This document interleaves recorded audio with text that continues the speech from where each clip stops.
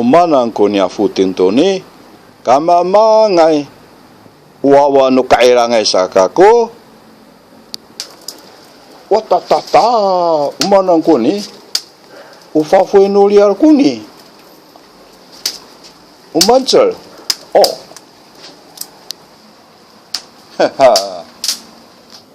misa silaw ko tao sasa silaw ay ko niya chi kiraw kini sao Cima kula cikita kana nai, ciwa sapi, cimi, atatata, wata, taongai ko pinsang,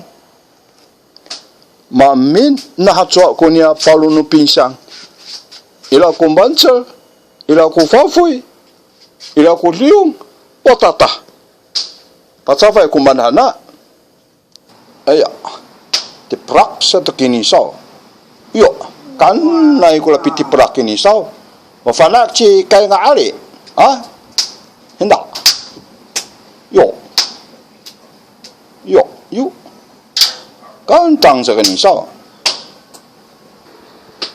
woi korulai